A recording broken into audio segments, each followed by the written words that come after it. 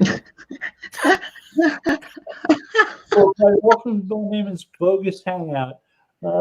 We've already just started discussing things. I'm curious how soon everybody thinks that businesses might start showing up again. I mean, Brick and mortar. right? I'm seeing some places opening restaurants with like limited seating, things like that. How do you feel about going to a restaurant these days? Not inside. Not inside, yeah. Not, Not anywhere.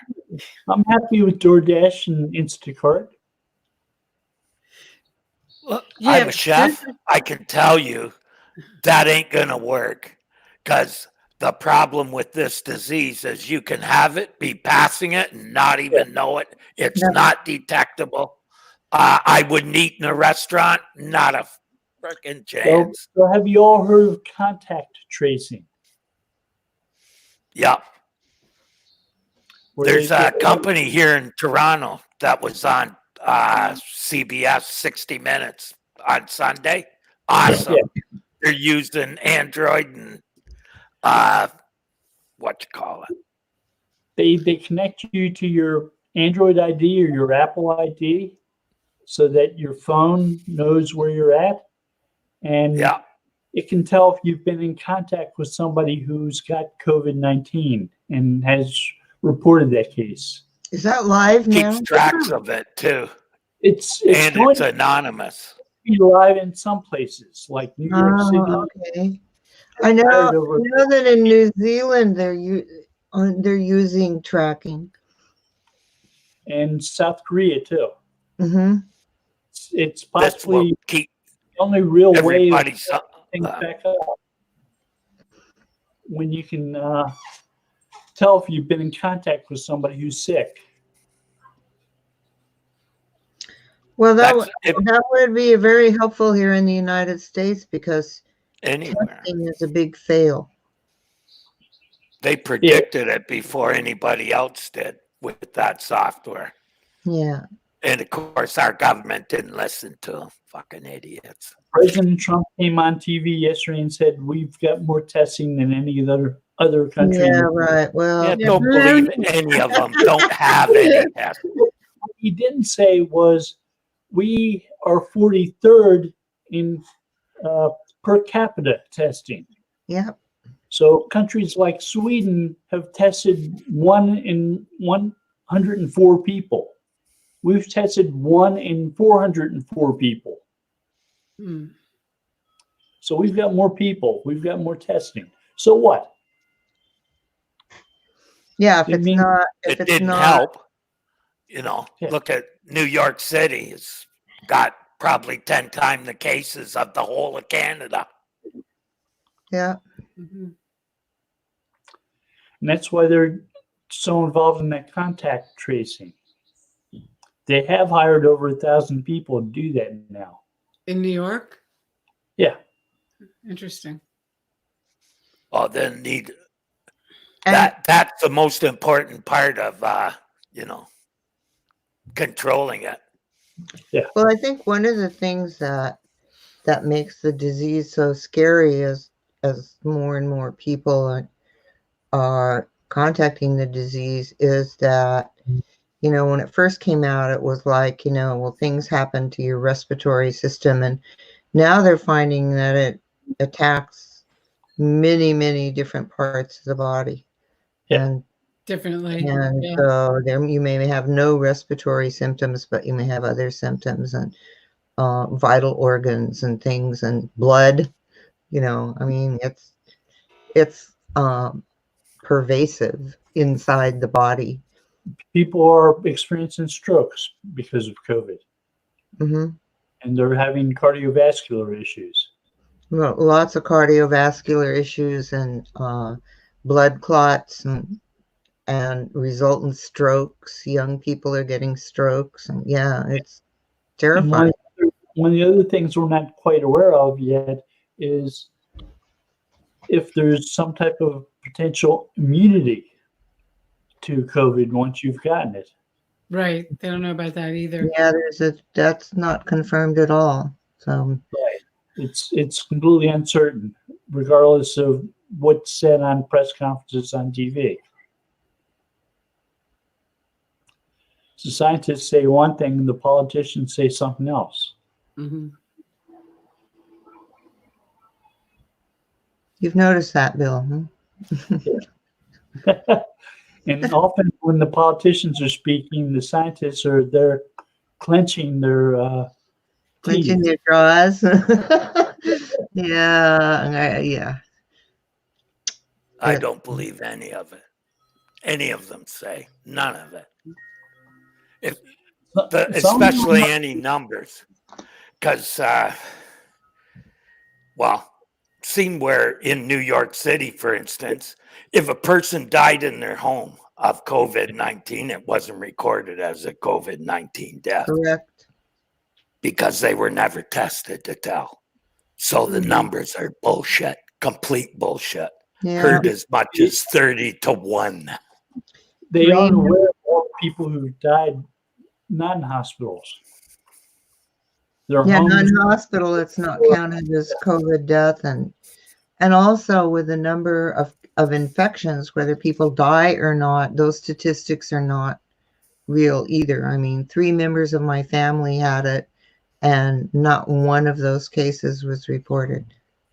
Wow. The first death in California was February 6th, and it was a cardiovascular problem. Her heart ruptured.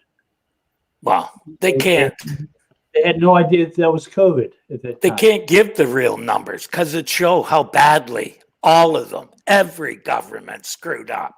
Like no one had the right amount of stuff for it, even though SARS happened how long ago? 3 years ago? They should have been known what could happen from that. And nothing learned. You know, There was, but there were mistakes made after the fact, like President Trump firing the pandemic response team. Right. right. But here's the thing. They knew that they were going to need tens of thousands of ventilators and didn't start making them. Same with masks. They knew they were going to need them. They didn't start making them. Yeah. And then they're all made in China. And they received warnings. You know, the intelligence community sent warnings to the president in January and February. This is a problem. This is something that we're going to need to face. And they could have started ordering the personal protective equipment then. No, they thought it. Fields, the gowns. Yeah. See, that also had to do with they thought it might be something that happened at a lab in China. That Yeah, I read that. yeah, that scared me because Mhm. over there they don't think normal. I'm sorry, the government just isn't normal. I could see them trying to kill off all their own old people and kill everybody else's as well by mistake. Sorry, I just think that's the way they think there. There's too many things to me that don't add up. And I hate to sound like I'm coming out from La La Land, but Yeah. this sounds like an intelligent virus, which makes me suspicious of it, that it was created on purpose. Right. And which is why we don't understand it, because we can't. It's an intelligent entity or life form or something like that that was probably created for So on purpose. viruses evolve. And if you read something like Richard Dawkins' The Selfish Gene, he talks about how genes evolve. Hmm. You know, Well- there's an evolutionary process. So viruses are a lot simpler than genes, and they can mutate much more rapidly. Right. But we're also digging up the poles, Antarctica and Alaska, and melting. And we don't know what we're releasing down there. And so, I mean, like I said, it sounds like I'm going off into la la land, but I think there's probably things going on that we're not being told, and the governments don't even know how to handle it because there's too much. And that's why the daily lying session. Right. Because he has no freaking idea. And they're not going to tell him. Well, I have a also, feeling that he's not even read in at that level of the, classified. I mean, look, everybody knows that there's UFOs and all that other stuff. And now we get permission to see some of what millions and billions of people have been seeing for hundreds of thousands of years.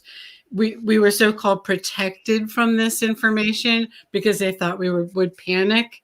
Meanwhile, a lot of people knew or saw or had personal experiences, were sworn to secrecy, that sort of thing. So there are things going on that's why I don't believe the press, and I don't believe the politicians, and I don't believe they really don't know who to believe, because I think we will not be told.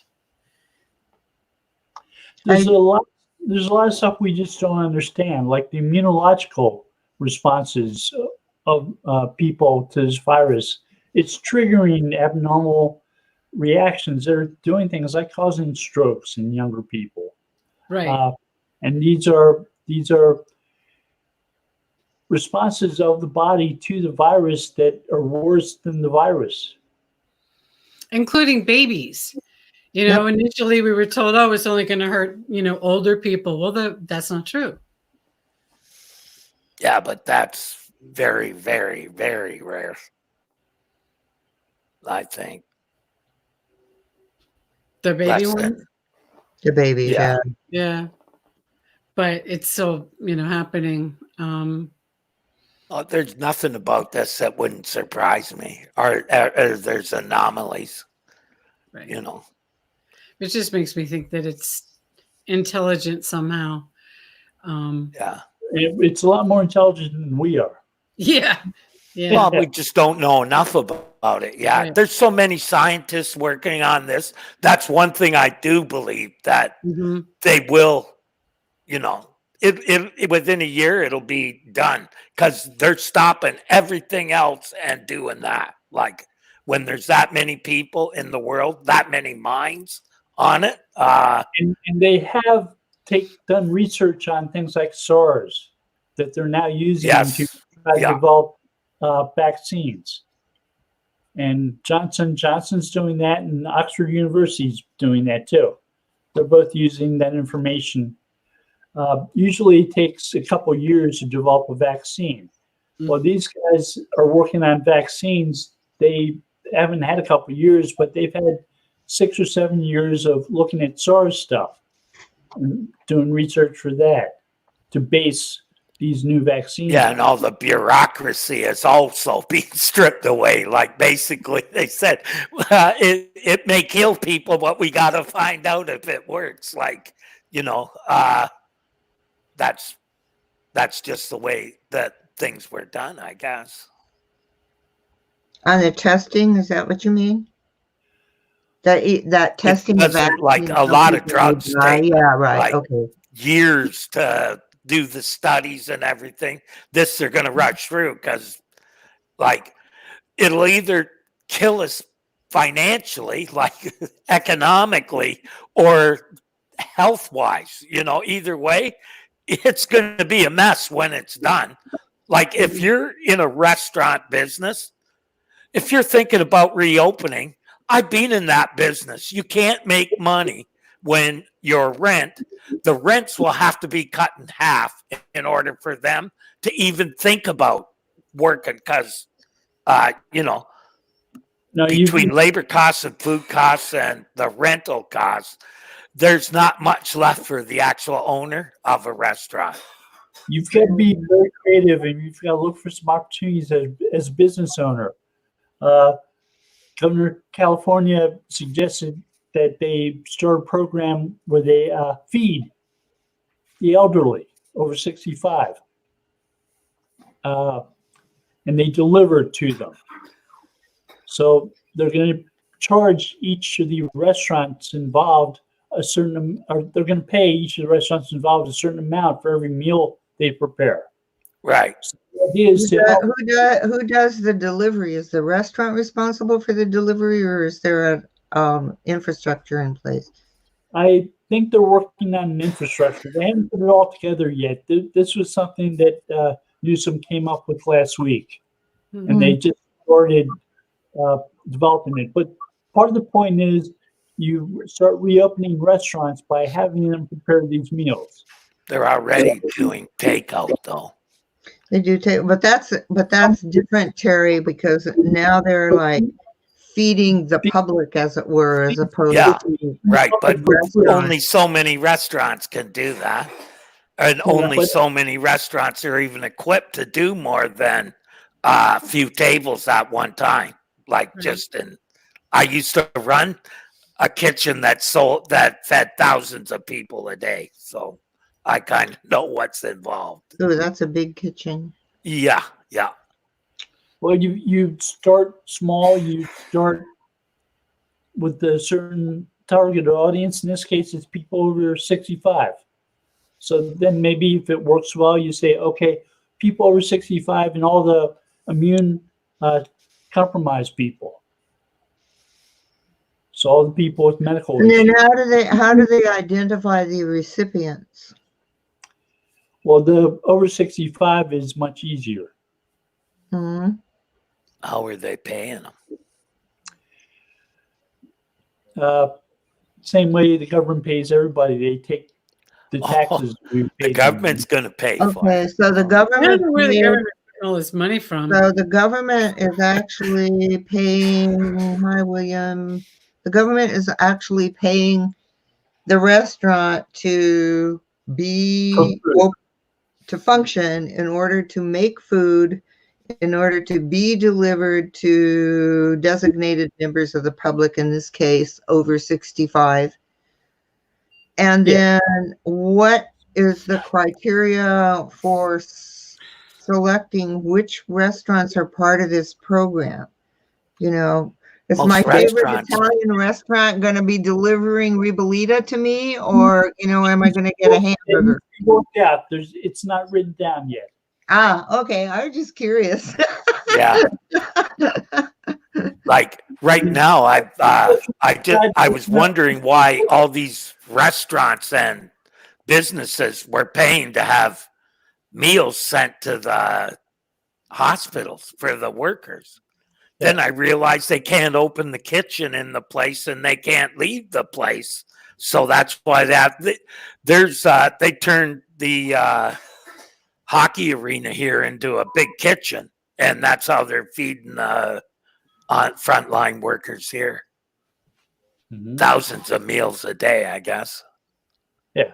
So if you're a business and you're looking for business, you've got to look and see what else is happening like that. Yeah. Mm. I just been in that business, Bill, and that's a large part of the economy, a lot more than people really realize. How many jobs are like going to be, they're never going to come back because the people, the owners of the businesses won't have the money to do it. Right. And I don't care what they say, the banks will never give it to them. Even if the government gives them the money, they'll keep it and not give it to them. They'll give it to the big companies. Like companies like Shake Shack, getting money was absurd when small restaurants couldn't get nothing. That's a joke. Shake Shack gave back that $10 million. Well, they should. They should. And Potbelly was giving back their money too. Oh, okay. But if that's only two, like how many of them did it, you know?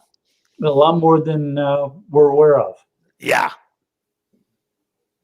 Because they didn't, and a lot of them are going to do it and not announce it, and the government ain't going to rat on them because it's actually a big stimulus program for business again. And a lot of those To keep it going for Trump. publicly traded businesses weren't necessarily harmed by coronavirus. they were already in trouble financially. Boeing, for one. Billions going to them. Why?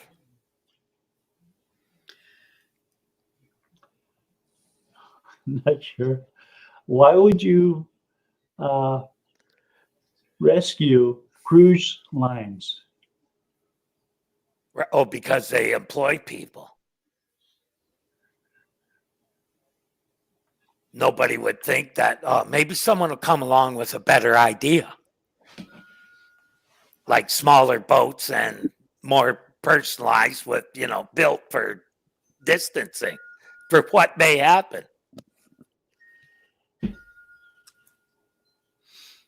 Going to be a lot of changes. That's for sure. Mm-hmm. We have the supply chain, the ability of people to even, like, for the online, I'm hearing a lot of pushback from the accessibility side of things. Now everybody realizes how important accessibility is, because a lot of these websites weren't ready. They're not accessible. More and more people are using the web to order all kinds of stuff, including from restaurants, and they can't. And why's that? Because they're not accessible, like the shopping carts, the forms, a lot of they're stuff. not set up for Right. for For screen disabled. readers, they're not.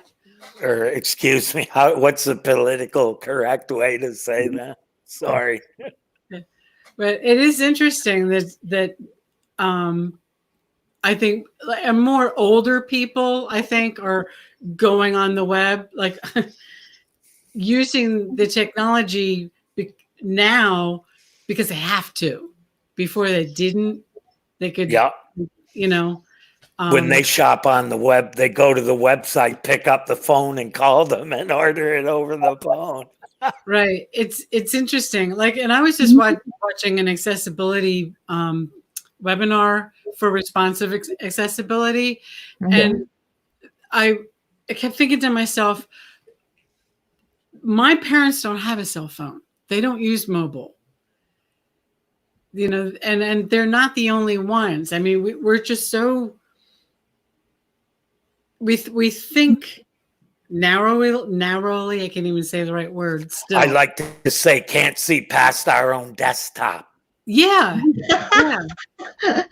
And great, and everybody's like, well, just Zoom with your family. That's not going to happen with my parents, because they're computer literate, but my dad has Linux, mom probably has Windows 90 something. I mean, it's just not going to happen. And they're happy, they're content. And schools are shut down here in San Diego. Yeah, they've shut down here too. Kids don't have laptops. Right. So they can't do homeschooling, or they can't do learning. They don't have They've set up laptop distribution to get. Up here they set up, the local school district set up, I think it was iPad distribution for the kids. Where'd the money suddenly come from? I don't know. They could have done that years ago. Why suddenly the money? Like, that's what I don't understand. Like, things like that. Could have done that years ago. All of a sudden, now it's like they have an excuse to spend all this money, so they're going to. Right. The people who bought our farm have, they homeschool, and 2 of the children are autistic. So they need not only homeschooling, but assistance. They need help.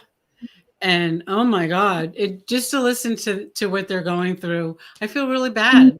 And that's just 2 people out of probably millions of parents with kids who are used to having help when they go to school to log on, to read content, to understand their lessons. Now the parents are home with them, and completely lost. Yeah, I And- think and Oh, the parents are lost about how to Yeah. connect their kids. both are. They They're both are. finding here the children Mhm. don't like the homeschooling because they miss the classroom and they learn more from direct contact with the teacher. Right. Right. And I think, especially in the case of special needs students more and, so. and teaching, oh my God, the stuff that they're going through right now, I just can't even fathom it. And, you know, there's another area where we were just not prepared. And the children are going to suffer from this as well. Their education. I mean, we're all worried about the seniors not, you know, and their virtual graduations. You know, there's a lot that this is affecting. Hey, I never had a graduation. It's not a big deal. I like, see, I guess I just like, I didn't even think to go, to be honest. I didn't go to college graduation, and I didn't actually. I think there was some ceremony for people who, when we got our master's degrees, I think there was a ceremony. I didn't go to that either. Mm. And the Well, proms, the first. I think the proms are, you know, I didn't go to mine, but I think, you know, for those, I don't think they could do that this year. Yeah, back when I didn't Oh, right, no know proms, anybody yeah. at my school. Yeah. Yeah, not a bunch of squares. Yeah. That's exactly why I didn't go to mine. I'm like, I was too cool. Not that I felt, I just didn't have anything in common with any of them. Me You know, either. Yeah, like it into totally different things. I remember at high school graduation, everybody was crying and they were so sad. And I was like, I'm out of here. Yeah, I'm free. for me, it was the first time I'd ever not had to write any final exams, so I was done like a month before anybody else. I was out partying already, getting into shit. Yeah. It is. I don't know. I know my granddaughter, her mom is, you know, pretty much in charge of her quote home education, unquote. But and she gives her things to do. She's 8. She's almost 9 now, but she gives her things to do, but it's a very it's unstructured about when it happens and how it happens. And there's so much that's going on. Like my son is building well, they built the chicken coop finally, but in the whole process of construction, you know, she was involved in measuring all the distances and then checking the length of the board. You know, like once you know how long it needs to be, then you have to go to the board and find the place where you cut it. And you know, so there's a lot of that kind of learning where it's applied math or whatever it is you want to call it, you know, in building this chicken coop, which just happened to be the construction project. But the neither parent thought of that as education. You know, that was just something that happened to be happening right now during this time. Was time to build the chicken coops because the chicks are getting bigger and they need a place to be. So, Well, that's kind of how they teach in the Waldorf school and some of the others. It's more creative, hands-on. It's a different way of teaching. School of Hard Knocks. yeah.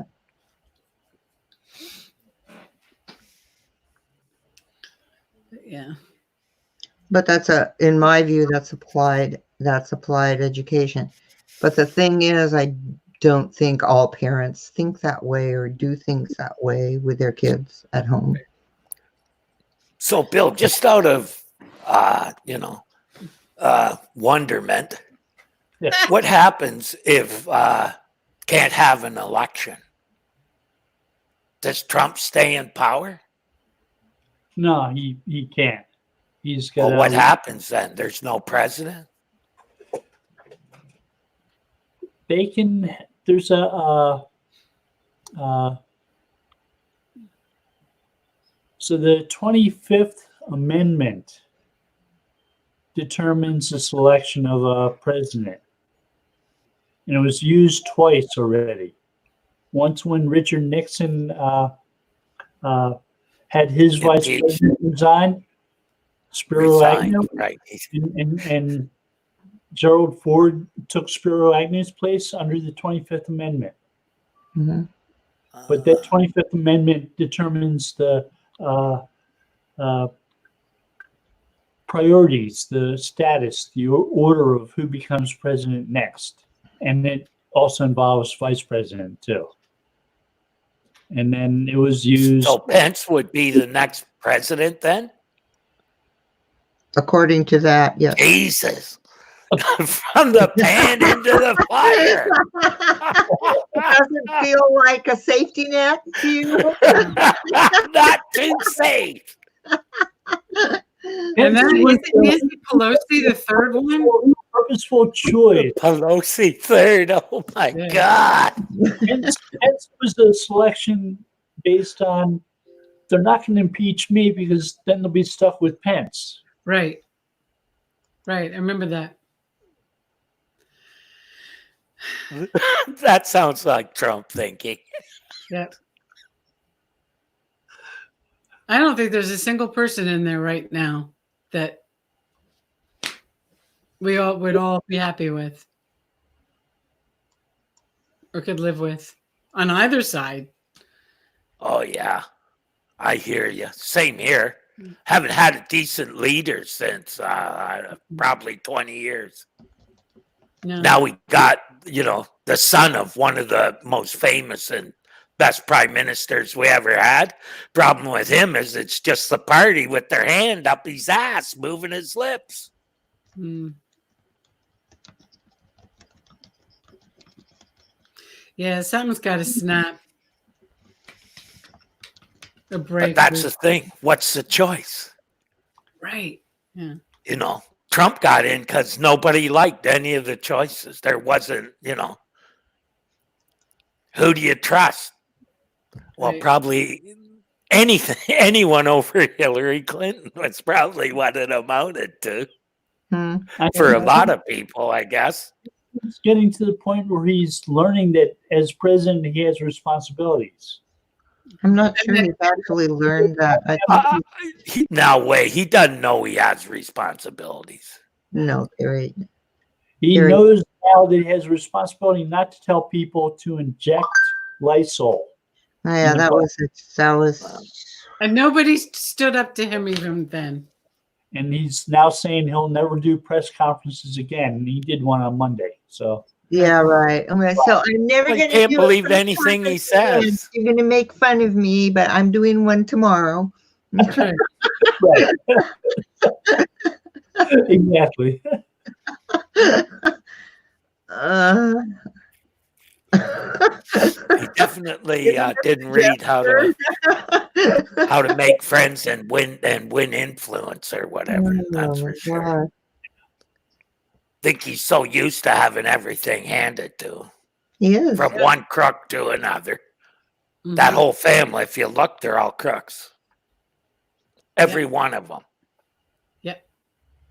Woody Guthrie did a special verse for This Land Is Our Land, where he named Donald Trump's father as a evil landlord. Yeah. So Slumlord. The person who married anyhow, they're in his family. They own huge complexes of slums. Yeah. And they built the people too. Take their money, scam them. And the guy gets away with it. I just don't understand. That's kind of a quote, typical unquote, slumlord position. But he also does that in his business negotiations. Yeah, but how do you even have slumlords? That's what I don't understand. We don't have that here. If I don't like where I'm at and I want to get the walls painted, I phone the city and say, hey, they aren't looking after this apartment. And guess what? They got to come and paint the apartment. Oh, it's not like that here. I'm sorry to say. That's the system just ain't rigged for everybody. It's rigged for a few. No, it's not. And even for Sorry, the but few that are not protected, thinking about senior living places, care places, and everything. I had a friend in a, fairly fancy living place in La Jolla, and I went by to visit him one day, and there was loose, clear plastic sheeting all over the floor. Okay, he walks with a walker all over the floor. It wasn't taped down. It wasn't anything. And I said, what's going on here? And he said, well, there was a flood in the bathroom and they were going to fix everything, but they haven't fixed it. And I said, how long has it been like this? And he said, 2 weeks. I keep asking for them to come and repair it and they don't. Well, I went ballistic. I called all the San Diego TV channels. I called the newspapers. Guess what? Next day, everything got fixed. Yep.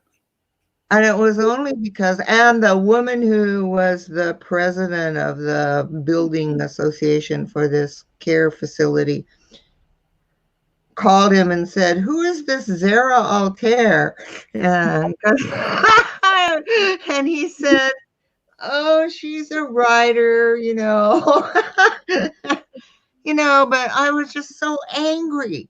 That there's some of this isn't a slum. This is a fancy, $3,000 a month care facility with, I've worked in those places. What you pay has nothing to do with the service you get. It had nothing to do with the service you get, and they put him in this dangerous position. I'm just using this as an example that that it's there to make money. They're taking the rent money every month, but they're not providing what's actually stated in the contract, to take care. A lot of times they can't, because they aren't charging enough money for what they would have to do if they did everything in the contract. And La Jolla is not a low rent income. La Jolla is not a low rent. No, this was not low rent. This was very nice. That's why I sent twin towers of senior care. That's why I was glad my parents went back to our hometown. Yeah, it's hard to get into a place in this area because there's so many people here that are all turning at the same time. The government can't keep up with it. There's lineups to get into the places. Well, it's kind of the same way what I was talking about before we went live, where my father was, a small place with 27 beds. And I was so glad he was there for the same reason, because they got attentive care and that people always knew what was happening with the residents there. And they would call me or my sister if something untoward happened. They were very attentive. And the people were actually taken care of. Nobody was left in a hallway strapped to a wheelchair or any of those other horror stories you hear. So I was the same thing, Terry. I was really glad that he was in this small kind of homey place that really took care of the people who were living there.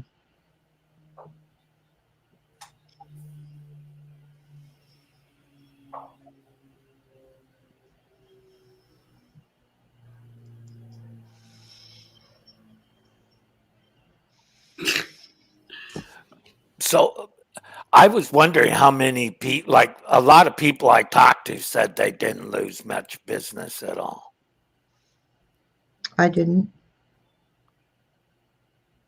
Bill probably didn't. We've lost some. We lost more at the start of Yeah. the pandemic. What kind of businesses were there that you were losing, Bill? Ones that you would expect to not do much business, like travel related. Oh, Oh, okay. yeah. I thought that. Yeah. We have some that are hospitality heavy. Mm, Okay. Aren't, Yeah. aren't traveling much. They're not going to hotels. They're not doing things like that. And those were the types of businesses that had issues. And No problem. that's in our industry. That's one of the niches that you see a company almost specialize Right. in doing that kind of work, because it is kind of specialized. You have to that's one where you really have to understand the industry as much as. So we have a SEO. wide range of businesses we work with, and some have been doing really well. It's like when you're working with a company that does advertising through text messages, mm-hmm. they weren't hurt at all. Mm. You know, their business increased. If you're working with like a Zoom, we're not, but if you are, they weren't hurt at all financially. Yeah. I think a lot of e-commerce sites would be not affected too much either. Some of them have, and we saw Google just made product listings free to try to help What some of those listings? product listings. Oh, okay. So if you have an e-commerce site, you make sure you have your feed that can be sent to Google so that your products show up in free feeds. You don't have to pay for them.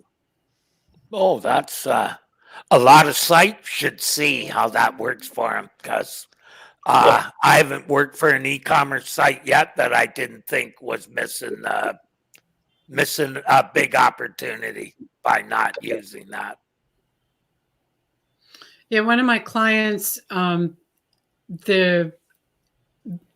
advertisers, the top paying advertisers pulled their banner advertising and the creatives off, and one of them was OnStar, which is pretty famous. But the automotive pulled right out all their ad campaigns, and the other ones that pulled out were education, colleges. They just yanked. Yeah. Which I'm seeing auto insurers talking about returning money to customers. been hearing that too. Didn't happen to us, but Didn't I've happen been here either, but I've heard that. Yeah. I think my insurance company might be doing that. I don't know the details yet, but they've mentioned that because they we're were. not driving as much. There's apps you can put on your,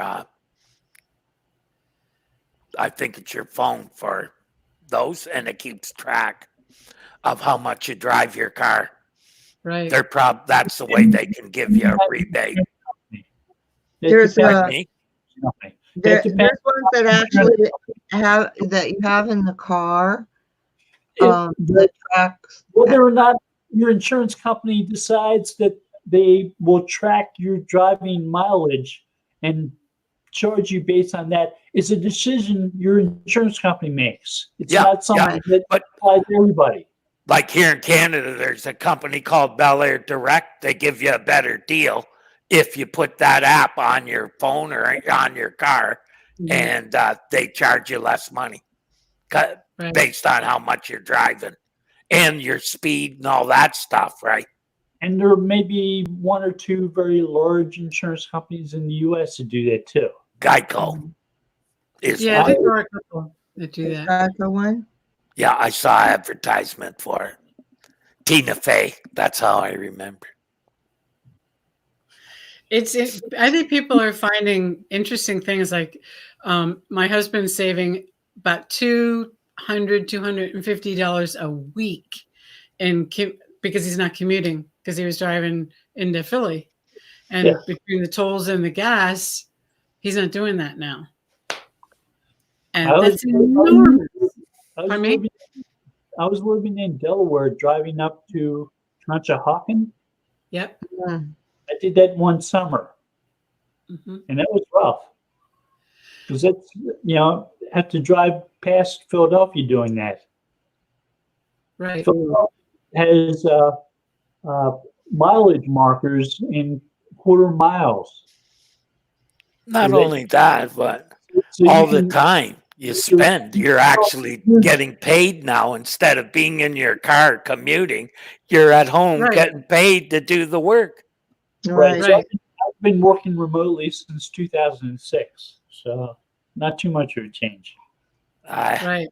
It's amazing how much he's saving. And it was a company, old school, and they haven't brought everybody back yet. And I think they're learning that they don't need everybody to be, on the premises. so many businesses will realize that they never needed anywhere near the amount of office space that they have, that they gain nothing by having their workers intermingling, because all that does is waste time.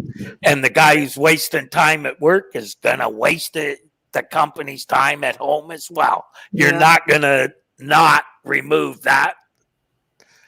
Yeah. My brother's a network administrator. He says, believe me, there's a lot of people not working. Yeah, not mine. He's working more hours now, but he has teams overseas as well as, so with all the crazy hours, it's crazy. So there's no slowdown for him, even though he's working from home. They're getting more hours out of him instead of less. Yeah, that's what I mean. You save all that commute time. Yeah. And for me, I hated like getting on a bus at 6 o'clock in the morning, Yeah.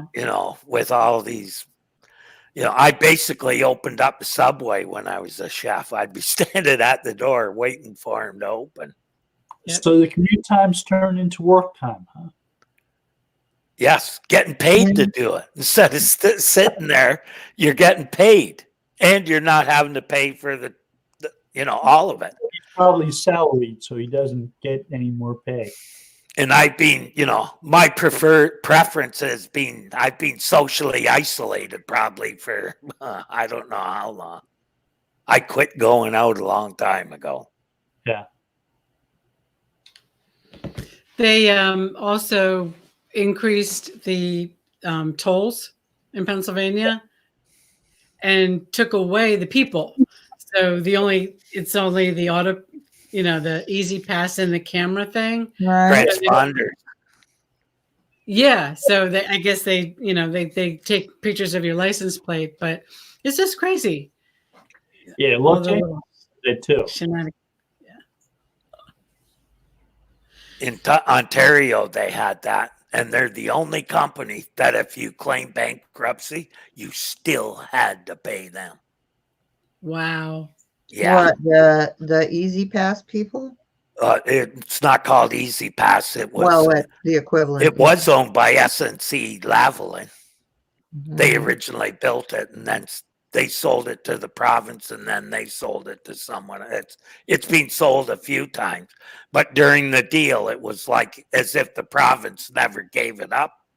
In other words, you always got to pay them, Mm-hmm. and the interest is like.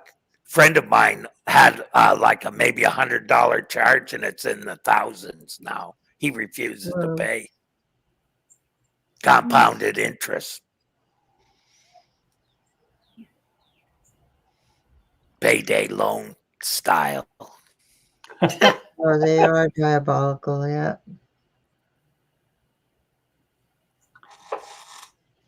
It's frightening. Mm-hmm.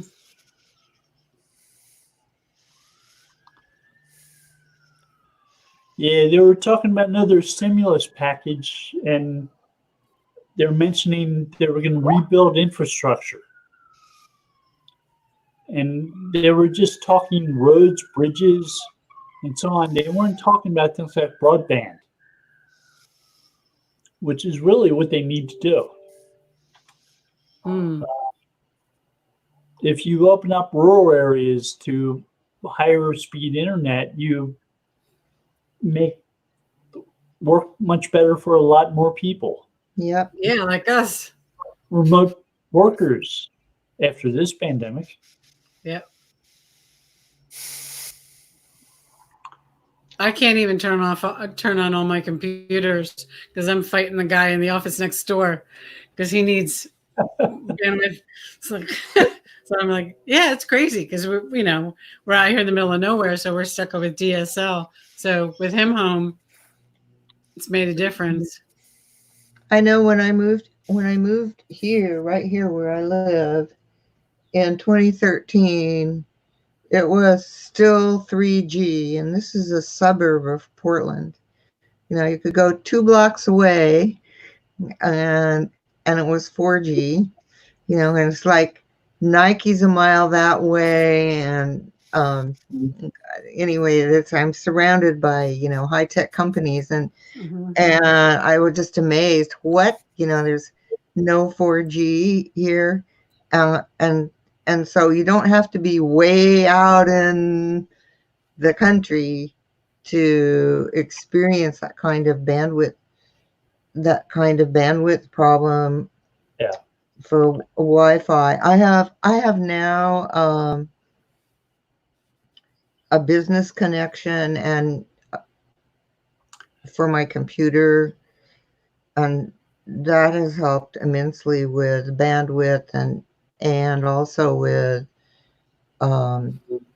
it doesn't. I think I've only lost it once. At some point in time, they're going to move to 5G. Yes, I know. Yeah. What that's going to do is it's going to no longer require that they need to lay out cables to your house for cable TV. All right. You just connect the 5G receptor to the back of your TV. And they Huh, don't is that how need to- it works? Yeah. Yeah, because How does we've that- been watching the map and it's coming closer and closer to where we are. So how is it distributed? I don't know very much about 5G. Is it through towers, or how is it distributed? They're towers. They're not quite as large as the 4G towers. Okay. They need to be as high. But the companies are paying to have those put in places, and they're putting them in things that look like utility poles, like light posts. Okay. So they're not big, tall towers. They're not those big tall things okay. Or hidden in church steeples, which is what they do sometimes with the older ones. Mm-hmm. Wow. There's one down the road from me, maybe a mile. Yeah, they're installing 5G in Carlsbad right now. Are they? Yeah, and they're putting utility posts up with 5G built into them. But I remember living in Virginia and going out away from the town I lived in, and there was no reception at all of anything because nobody wanted the big, tall towers Oh, right. Okay. in the fields and so on. But Virginia, I don't know Virginia. I remember when my son lived there and I went to visit, and we're driving down the road, and there are these giant cables that are strung between poles. And I said, "What are those?" And he said, "Mom, those are just data cables, humongous data cables." And, we're approaching all those secret data centers, They have obscure names outside of Washington, D.C. Anyway, those cables were monstrous. That's why I noticed them. Virginia was big on hidden secret things. Like I bet. There were a couple of military bases in the town I lived in, hidden in the woods. And you'd come up to them, they were like training centers for the FBI, or Yep. I remember seeing the Craigslist post where they want somebody to role play terrorists, and at one of these hidden centers, and be taken over by the FBI agents. Yep. I have a friend who does 3D modeling and stuff, you know, and he used to do things like create rooms for architects so they could see what the inside of the room, like these beautiful things, you know, and all this stuff. And a couple of years ago, he got a job with the DOD, and I said, I'm not even going to ask what you do. Mm. And the Washington Post one day ran a story where they took a picture of a field, and it had a little like guard box in front of the field and a metal fence around the field, and they wrote a story with the picture saying this is where the CIA is thinking of putting their next headquarters. Mm. Retracted that story a week later, saying CIA can't use it. The FBI is already in there. Oh, God.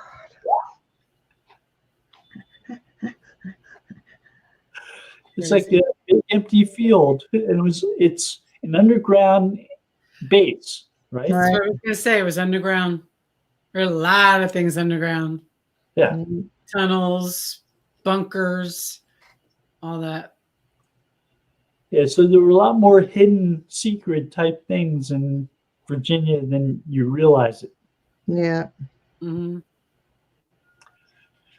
I wanted to a couple of times get out of my car and take a picture with my camera, and I thought, okay, that could end up with me getting arrested and Yep. being terrorist or something. Yeah, should not do that. Well, I think some of the reasons that they do things like that is they have like when I lived out in Petaluma, and outside of Petaluma there's a Coast Guard training base, you know, but other things happened there. You know, it was like I love how the government does things. No, there's no CIA training here. You know. Okay, yeah, right. But that what has happened as time has gone by is, of course, this isn't a remote place anymore. It isn't a place way out in the country, you know, between the inland towns and the coast, you know. It's like all part of this big suburban sprawl. And so they have to keep creating other places to do secret stuff. So my landlord admitted to me one day that the landlords knew about the hidden secret military bases in the woods around town. Mm-hmm. Because those people needed someplace to live. So they would introduce themselves to the landlords. Oh, right. Okay, yeah. On prices. So not too secret.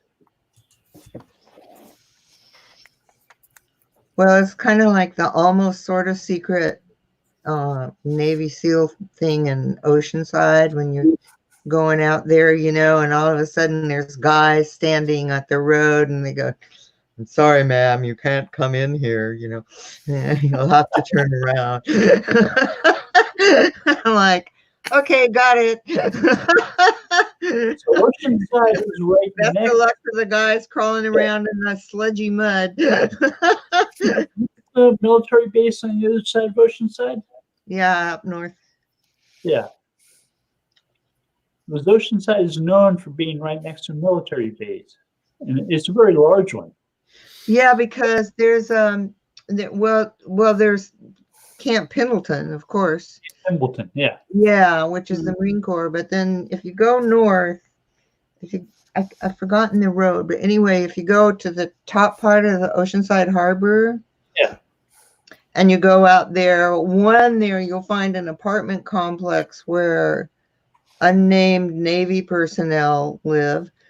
But on the way, there's this gate drive out to the mud flats. and you can't go in there. I lived in Cardiff, which is part of Encinitas, and Right. it's a great view of the ocean. But every once in a while, there'd be like a battleship parked out there.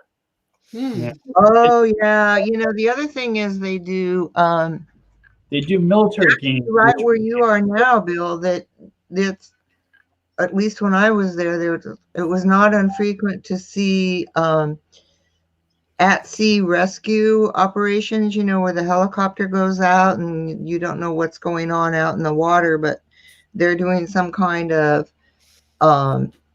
simulated rescue stuff that they do for the training. But that's the Marine Corps. And every once in a while, you hear very loud booming noises. And they're Yes, doing the loud booming noises. Yeah. But you know, I grew up down there when I was really little, and the planes were breaking the sound barrier, and they can't do that now. But you know, at that point in time, they would break the sound barrier, and you know, broke windows in my grandmother's house and all this stuff. You know, it was, So y'all familiar with Top Gun? yeah. Tom Cruise movies? Yeah. And Tom Cruise was in the military. He was stationed in San Diego. Was he? And there's one house where part of the filming took place. It used to be in San Diego City itself, and they moved it to Oceanside. Really? And supposedly you can tour it now. It's like a museum or something. Oh, it's okay. Yeah. Oh, because it's the house. It's the house in the film. It's because it's the house in the film. Yeah. Oceanside, yeah. I don't know. One of the things that upset me about Oceanside was when right downtown they built there's a high-rise hotel and there's a high-rise something else. So from downtown you can't see the ocean anymore because there's these giant things towering up, you know, blocking your view of the ocean. It's like,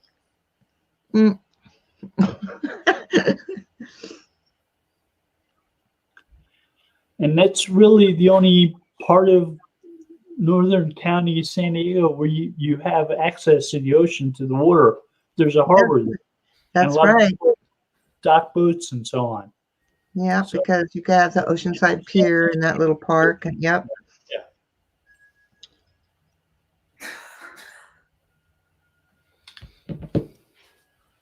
Well, it's top of the hour, guys. So I think that's it for our show today.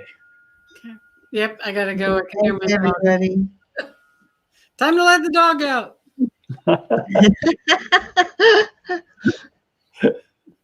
Well, you don't have those cats anymore, right? Not the babies. I have 2 rescues that I kept, but the 3 Yeah. babies all have homes. That's good. Yeah. Mhm. All right. Well, thank you, everybody. Have a good week. Ciao. Thanks. Stay safe. Yeah. Stay healthy.